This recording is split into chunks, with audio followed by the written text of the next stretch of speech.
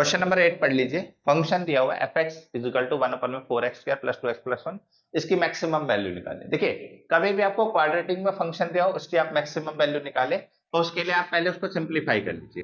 4x² + 2x + 1, x² का coefficient 1 बना दीजिए। कैसे किया? पूरे को 4 से डिवाइड कर दिया, 4 से डिवाइड और 4 से मल्टीप्लाई, ये रहा 4 से मल्टीप्लाई, 4 से डिवाइड ये 1 हो गया, 4 से डिवाइड ये 1/2 हो गया, 4 से डिवाइड 1/4 हो गया। Next completing the square method लगाइए। कंप्लीटिंग द स्क्वायर मेथड कैसे लगेगा भाई? जो x का कोएफिशिएंट है उसको 2 से डिवाइड कर दीजिए, तो 1/2 को 2 से डिवाइड करेंगे 1/4, और उसी का स्क्वायर करके ऐड भी कर दीजिए और सब्ट्रैक्ट भी कर दीजिए। बोलो हाँ या ना। नेक्स्ट देखो, अब ये क्या बन गया? x + 1/4 का होल स्क्वायर। यहां प्लस हो तो प्लस लगाओ और ये 1/4 यहां पे लिख दो, क्योंकि देखो x² + 2 × 1/4 1/2 x + 1/4 का होल स्क्वायर। नेक्स्ट ये 1/4 एज इट इज, ये 1/16 हो गया। चलिए आगे देखिए, 4 × x + 1/4 का होल स्क्वायर प्लस 16, 4 4 जा 16, तो ऊपर 4 आया, 16 1 16, ऊपर -1 आया, 4 में से 1 गया, कितना बचा? 3/16। अगर मैं इसको अंदर मल्टीप्लाई कर दूं 4 को, तो मेरा एक्सप्रेशन बनता है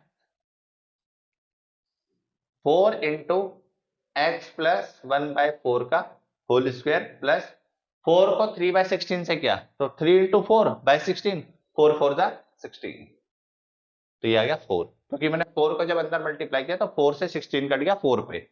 अब देखो इस फंक्शन को मैंने देखा और मैंने नोट किया कि ये कभी नेगेटिव नहीं हो सकता। ये पूरी टर्म आप कुछ भी डाल दो x की वैल्यू, ये कभी नेगेटिव नहीं हो सकता। या तो ये पूरा का पूरा फंक्शन 0 बन सकता है या 0 से बड़ा बन सकता है।